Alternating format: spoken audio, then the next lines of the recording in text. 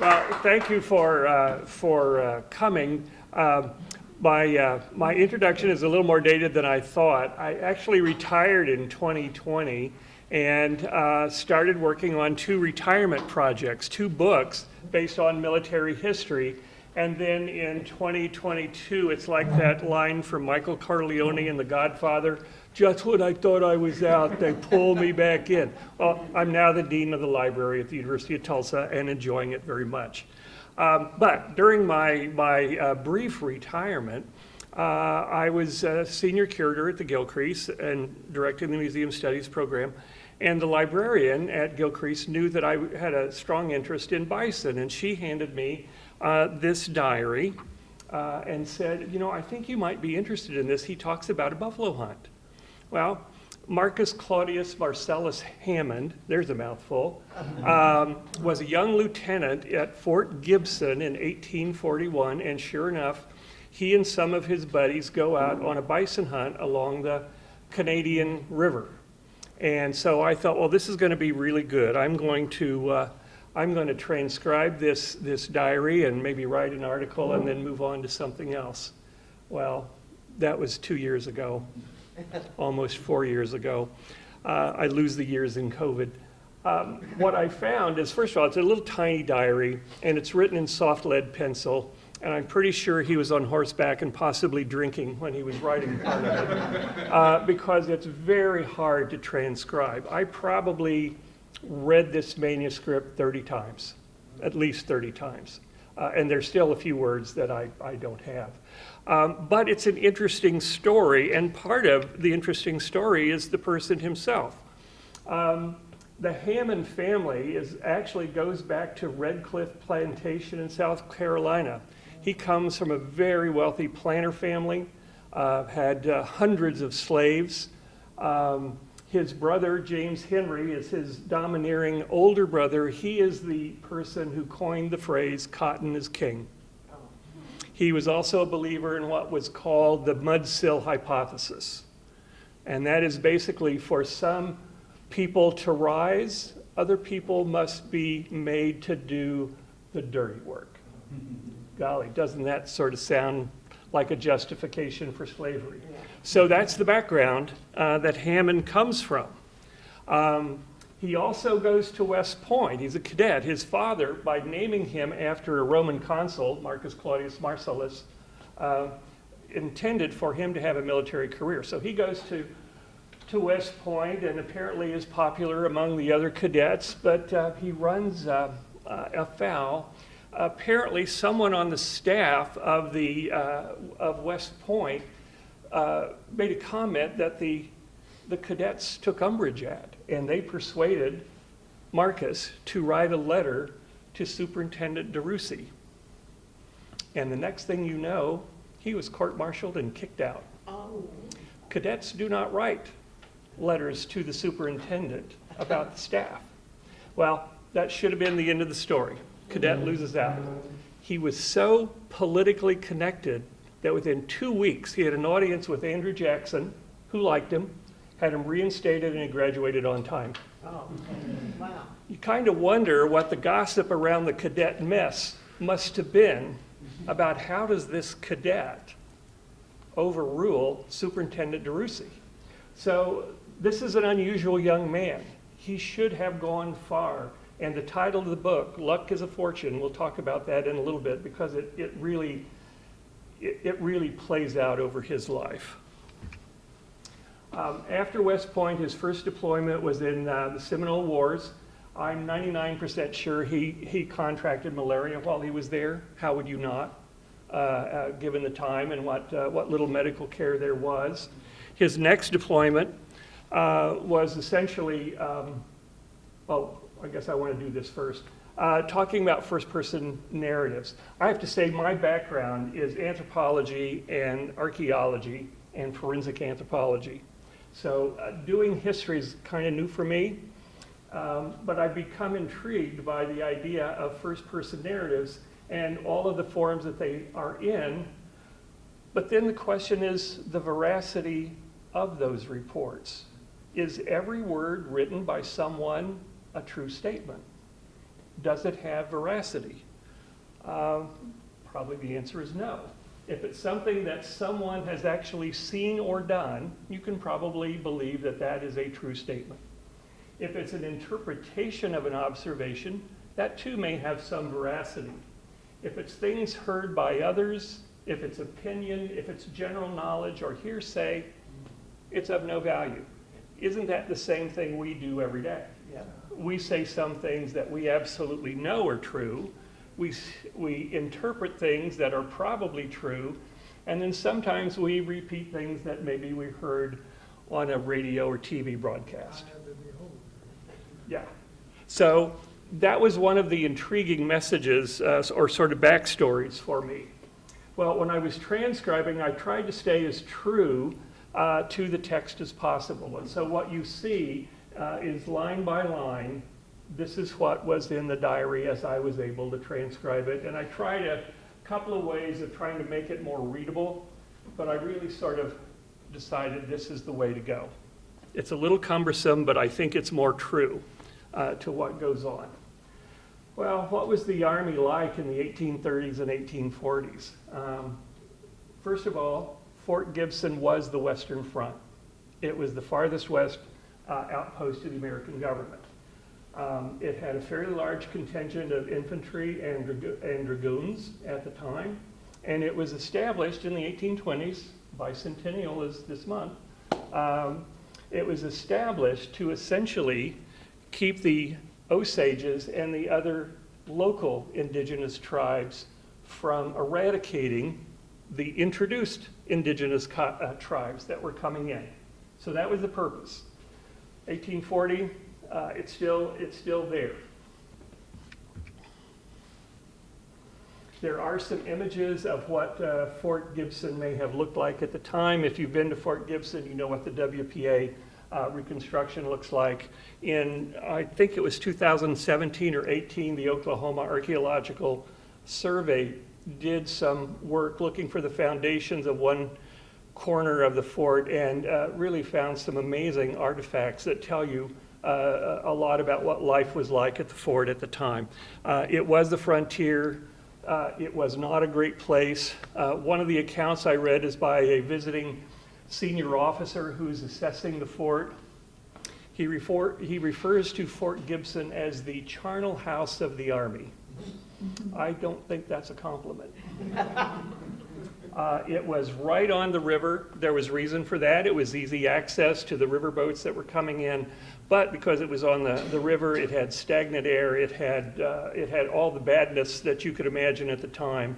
And there were lots of deaths at Fort Gibson, certainly more deaths by disease than ever by warfare. Well, this is a page from Hammond's diary, and you can see this. I have to introduce the other character in this story, John Flynn.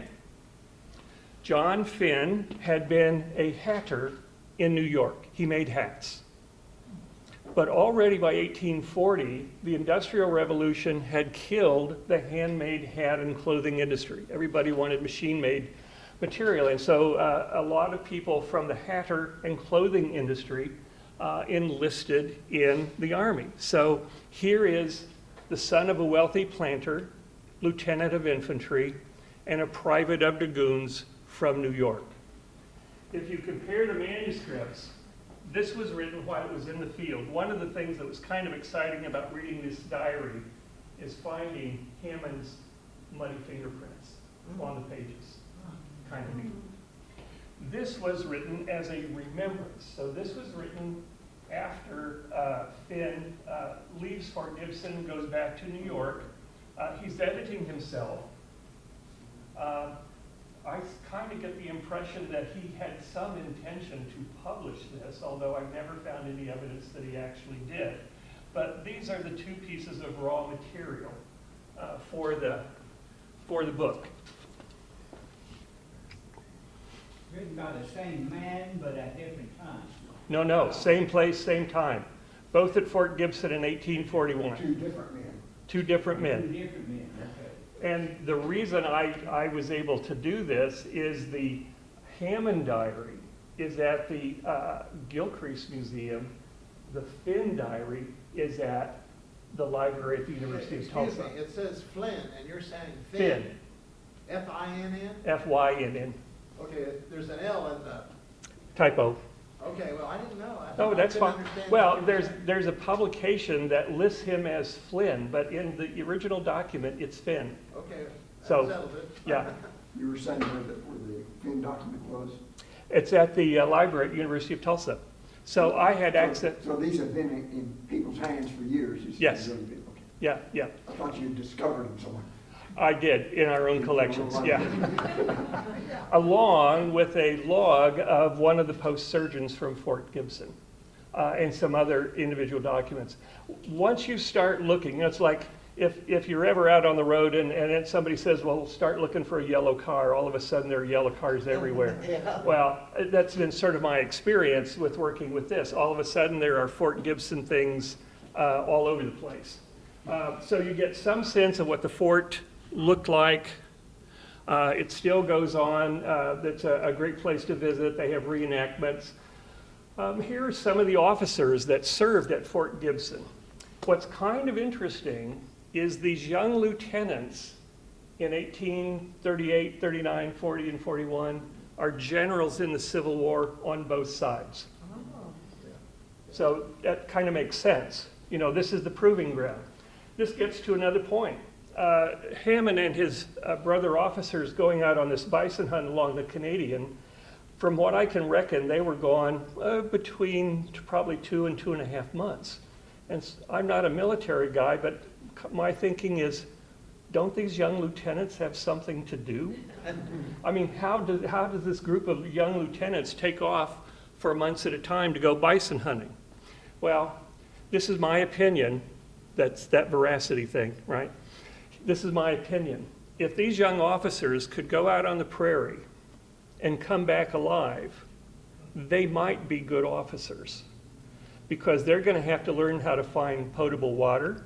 They're going to learn how to feed themselves, how to deal with the, as are mentioned in some of the diary references, how to deal with the rattlesnakes and the scorpions, how to interact with the people that they are encountering. And they do encounter Osages and Delawares and Kickapoos and Cherokees, and they have to figure that out and find their way back to the fort.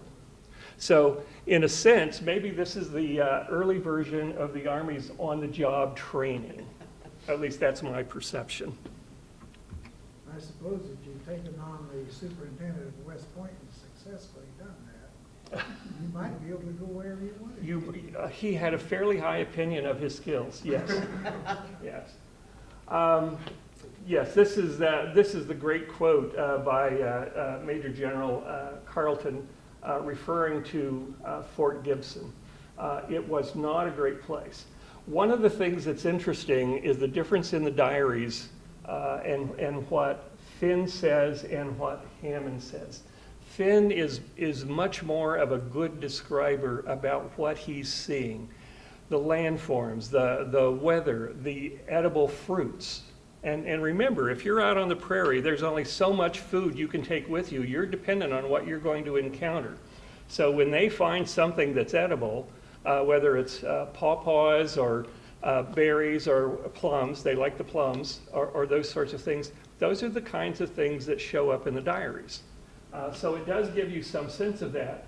But then the reality is Fort Gibson is not a healthy place. It's also a place where, as you might imagine, there's a lot of, how shall we say, extracurricular activity for the officers that involves drinking, gambling, fighting, women, etc. Okay?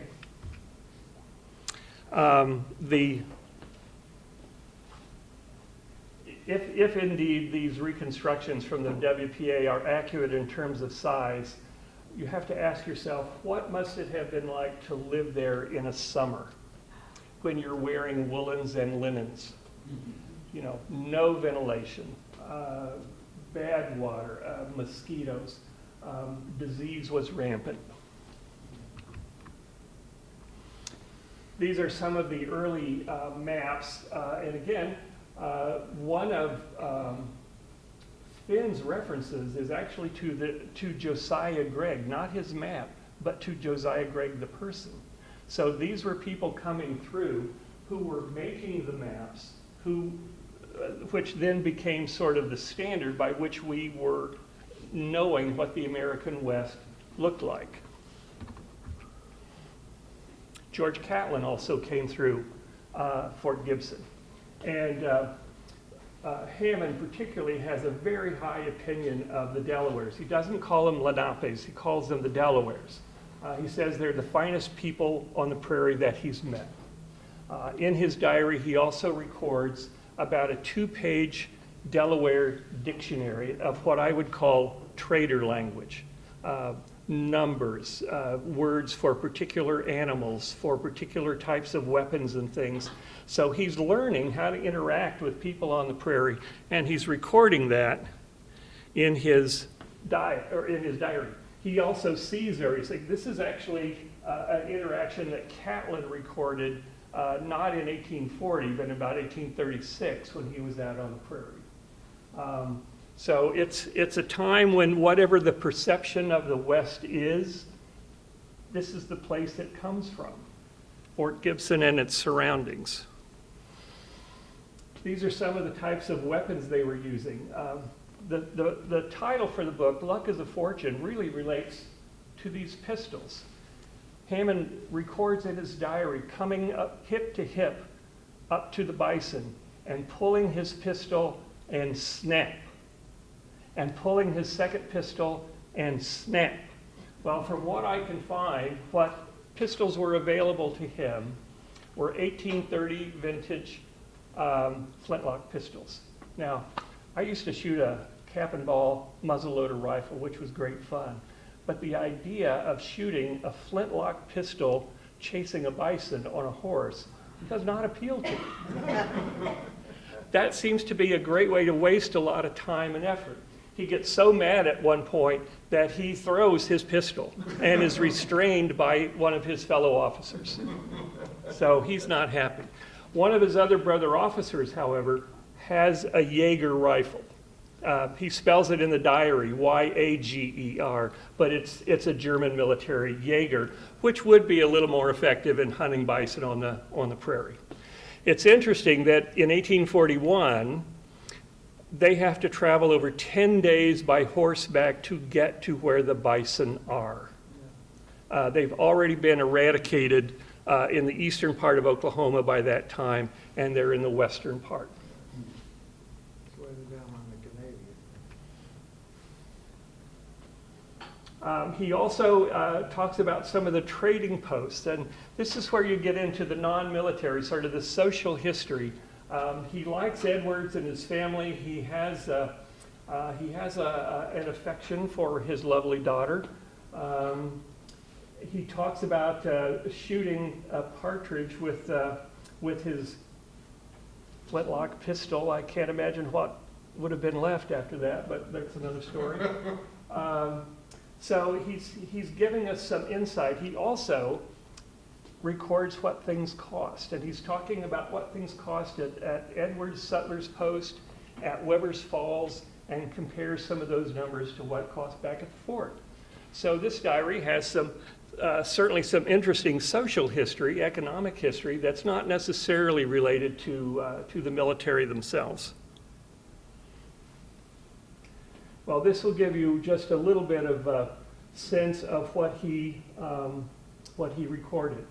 I shared this information, or actually the original as well as this, with Jim Remeter of the Lenape Language Project, and he was able to verify that, yes, indeed, most of the time he had close to the right spelling and pretty close to the right definition. So back to Luck is a Fortune, which is the title of the book. So he uses that phrase when he's riding on horseback and his pistols are not working and he throws them. The other thing that he records in the diary is his own maladies.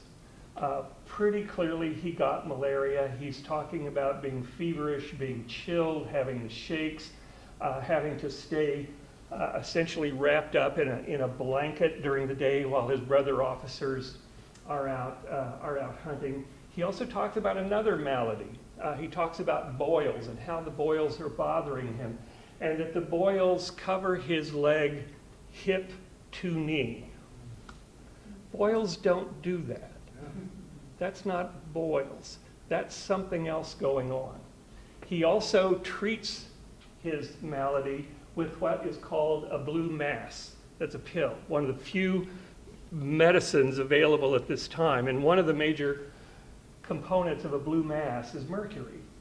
I'm pretty sure he has syphilis. So he's out on horseback, he's out on the prairie, he's got a couple of maladies. This sets the pattern for his life. He is wealthy, he is well educated, he has aspirations, he's an officer, and yet he sort of alternates for the rest of his life a time of service with 3 to 6 to 12 months recuperating back at the plantation. So this follows his life, and by the time he's more or less middle-aged, before the Civil War, he's out of the military altogether. He's looking at state offices, being elected or being appointed to state offices. When the Civil War does come around, he in fact is a general, but he's a desk general. He's not a frontline general. So this idea that your aspirations in fact lead you to whatever future it is, it really boils down to luck is a fortune. Maybe some of you have had that same experience. So it's an interesting reflection on his life. Hammond also writes really terrible poetry. He's been jilted by Frances Anne, and so he writes about this, and this is important. This is a young man's pining for a lost love. Well, while I was writing, working on this manuscript, I found a cache of letters at an archival museum in the Southeast that Marcus writes in the 1870s, so 30 years after he was at Fort Gibson. He's writing back to Rachel Huey, who's in the Fort Gibson area, 30 years later. So he's asking her, do you still have the farm that I bought you? And do you call the boy Jim or Redbird? She's Cherokee. So this is connected again to his older brother. Hammond, 30 years later, is still carrying the torch for Rachel. His older brother demands that he marry someone of his class and station who will be rich enough for you. So there's class, there's race, all sorts of things going on in here. But he's writing back to Rachel 30 years later, and as old people are wont to do in his letters, he asks, is so-and-so still alive? Did they have kids? Are their kids alive? He's asking about some of his brother officers that served on either side of the Civil War. One of the guys that goes out on the buffalo hunt with him is Benjamin Albert, who was a Union general. And so he's asking about Ben Albert. So it's an interesting way to sort of circle back to Fort Gibson and see what was going on then. He also says to Rachel, and he's apologizing, he says, I can't send you any more money. I've lost a fortune in the recent war. I've lost over $400,000. That's over $7 million today. So he's reflecting on this, but then at the end of one of the letters he says, but didn't we have fun? So it's an unusual kind of military history. And again, his expense records for himself and some of his brother officers. This is Lieutenant Hoskins, one of his brother officers.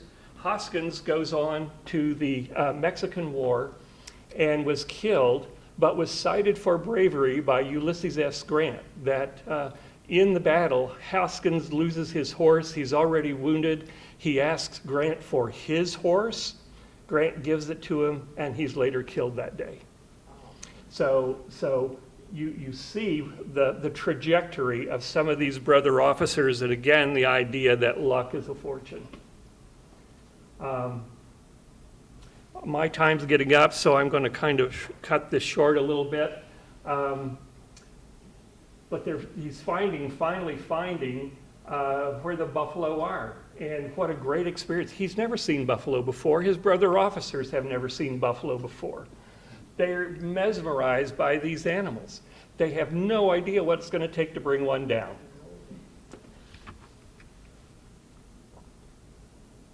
And this is, again, the one of his accounts. But I just can't imagine trying to hunt bison with a flintlock pistol on horseback.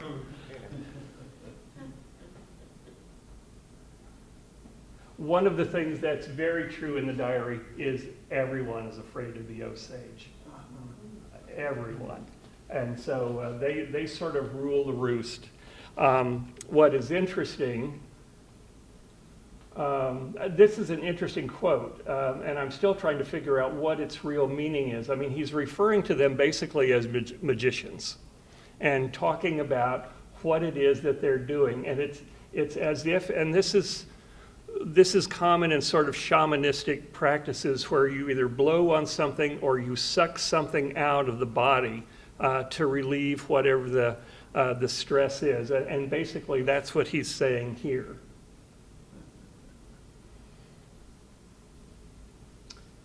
He did not have an easy time out there.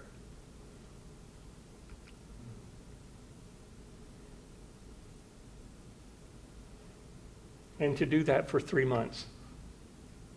I'm going to go on to, this is an interesting one. One of the things I was not aware of, I have to say, there were lots of people out on the prairie. He encounters runaway slaves west of Fort Gibson. And my response was, what are these people doing west of Fort Gibson?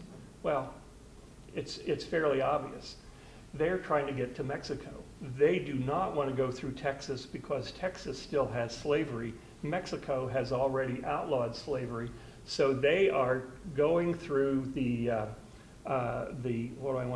danger of being west of Fort Gibson in Comanche country, but that's still worthwhile if they can get to Mexico rather than Texas. And then a very sort of calm end to that. I'm going to go on here. John Flynn, his claim to fame is a 93-day deployment on the prairie to Santa Fe under Captain Nathan Boone, one of Daniel's sons. One of his accounts is that a storm comes up and the men are pelted with ice. And he says it is not hail, it is jagged ice, leaving the men and the horses bloodied. Can you imagine being out on the prairie and nothing between you and a supercell other than a tent? And so that's kind of what they were doing. He also makes interesting comments about the centipedes and the rattlesnakes that they encounter and how to deal with them and how dangerous they are. This is one of my favorite accounts. He finds after they get to Santa Fe that they have been shadowed by, as he calls them, the marauding Texans. And that the Texans are intending to attack the wagon train in retaliation for an attack on a Texian train by the Mexicans a few years earlier. But because Boone does not split his command, the Texans don't attack.